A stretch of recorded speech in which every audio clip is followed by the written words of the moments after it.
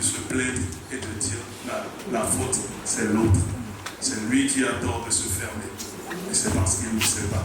C'est parce qu'il a peur de devoir partager les ressources, les opportunités. C'est parce qu'il a peur que l'arrivée de l'autre soit un trouble dans sa société.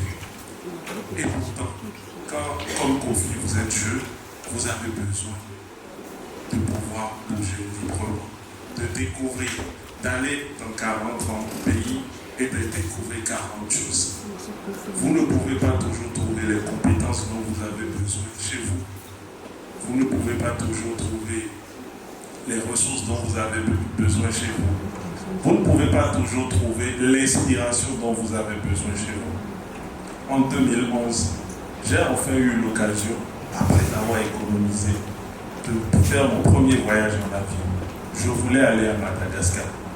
J'avais vu le film Escape to Madagascar et j'étais passionné par cette destination. J'ai regardé la compagnie qui offrait le billet le moins cher et c'était Kenya Airways. J'ai donc acheté mon billet sans savoir même qu'il y avait une escale de 24 heures à Nairobi. Je n'avais pas de vêtements de rechange et tous mes vêtements étaient dans ma valise. Zappé dans mon costume, je suis arrivé à Jomo Kenyatta International Airport. Évidemment, la compagnie nous a mis à disposition un bus pour entrer en ville et passer la journée à l'hôtel. 24 heures d'escale. En faisant cette escale, j'ai découvert, moi qui avais grandi tout le temps entre Cotonou et Lomé, de très petites villes, les gratte-ciels de Nairobi CBD. J'ai découvert les panneaux publicitaires qui étaient beaucoup plus grands que ceux que j'avais jamais vus chez nous. J'ai découvert finalement tellement de choses, tellement de marques dont je n'avais jamais entendu parler. Et cela m'a forcé à reconnaître que la communication que je faisais n'était sûrement pas celle qui ferait de moi un grand communicant. J'ai trouvé ainsi la lumière à Nairobi. Mais, encore une fois, comme moi ou comme Kofi, tout le monde ne peut pas le faire. Parce que la peur est là. Déconstruire les frontières, c'est donc aller à la source de cette peur. Quelle est cette peur? Nous voulons pouvoir identifier qui vient chez nous. Nous ne voulons pas être envahis. Nous ne voulons pas trop de gens. Nous ne voulons pas, nous ne voulons pas, nous ne voulons pas. Alors, comment répondre à cette question? Bâtir la confiance. Savez-vous que jusqu'à aujourd'hui, 46% des Africains ont besoin encore de visa pour voyager à l'intérieur du continent? C'est l'index de la BAD qui le dit. J'ai choisi cet indicateur au lieu de prendre le monde entier pour dire que même entre nous, Africains, il est difficile de voyager sur le continent. Cet indicateur nous dit que presque la moitié a encore peur de l'autre moitié. Mais ce n'est pas aussi simple. Quand vous descendez au niveau des régions, c'est beaucoup moins effrayant. On accepte, quand on est béninois, on accepte plus facilement le Togolais, un peu moins le Nigérien à cause de la barrière de langue. Mais les différences commencent à s'observer lorsque un Ouest-Africain doit aller en Afrique centrale ou qu'il doit aller en Afrique de l'Est. Notre continent est vaste, vous le savez, et les kilomètres se comptent en milliers très rapidement. Donc, bâtir la confiance se fait sur deux piliers, la compétence et l'éthique. Et des gens ont commencé avant nous. J'ai parlé de l'école multinationale qui a accueilli mon père, qui a été fondée par 21 pays.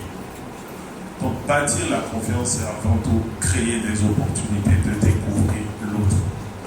Aujourd'hui, les plateformes digitales nous offrent l'opportunité de nous raconter, mais surtout de raconter qui nous sommes, nos pays aux autres. Et nous donnent l'opportunité, ces plateformes, de pouvoir montrer à l'autre que nous ne sommes pas différents de lui, que nous avons les mêmes envies, que nous avons les mêmes besoins. C'est le premier pas vers l'avenir. Le deuxième pas qu'il nous faut faire, c'est celui de renforcer les outils d'intégration. Une fois que nous avons fait les intégrations aux régions, pourquoi n'allons-nous pas au-delà de ces régions géographiques? L'école régionale d'assurance qui se trouve à Yaoundé sert cet objectif déjà et forme les assureurs de toute la zone CIMA. Nous pouvons multiplier ces exemples. Le Gabon est l'un des pays du bassin du fleuve Congo. Pourquoi n'aurions-nous pas une école africaine d'environnement ici au Gabon où tous les Africains viendraient? Ils découvriraient le Gabon, se mettraient en contact avec d'autres frères et sœurs du continent et nous pourrions vaincre cette peur. Troisièmement, c'est toutes les opportunités de rencontre. Toutes ces opportunités de rencontre peuvent être touristiques, peuvent être d'études, de découvertes, tant que c'est organisé. Mais vous le savez, toutes ces opportunités se heurtent au mur du visa. Je ne pense pas que nous allons, avec un talk, déconstruire les visas. Les visas servent différents objectifs. Financiers parfois, une source de mobilisation de ressources, de contrôle et de sécurité, et nous devons en prendre compte. Mais qu'est-ce qui pose fondamentalement problème avec les visas? Vous êtes-vous demandé? Je ne suis pas frustré de demander le visa. Ce qui me frustre, et ce qui frustre la plupart des gens que je rencontre, comme ce pasteur qui, lorsque nous avions cherché notre premier visa américain, faisait toutes les prières et m'y invitait. Ce qui frustre, c'est de ne pas savoir comment votre dossier va être évalué. C'est de ne pas savoir pourquoi vous serez accepté ou pourquoi vous serez rejeté. C'est finalement de vivre dans cette incertitude. C'est finalement de vivre avec appréhension l'attente de la réponse du consulat, quel qu'il soit, ni local, ni africain, ni international. C'est cette appréhension qui est le problème. C'est un problème de transparence. Et c'est pour cela que je parle de bâtir la confiance.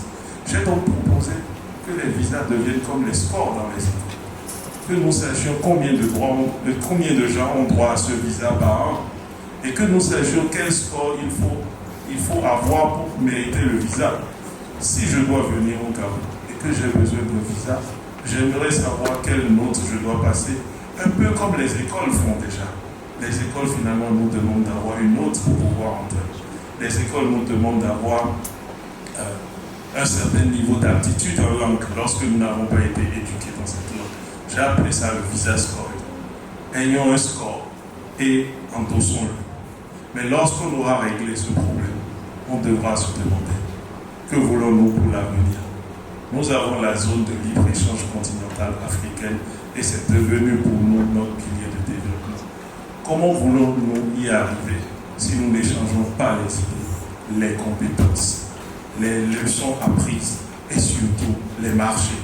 Et pour cela, il n'est pas possible, même si Covid nous a donné les logiciels d'échange, de faire des affaires durables et de grande taille sans jamais se voir. Donc la question que je vous pose et sur laquelle je vais terminer, c'est que voulons-nous bâtir ensemble, la SLECAF ou chacun de nos pays? Merci.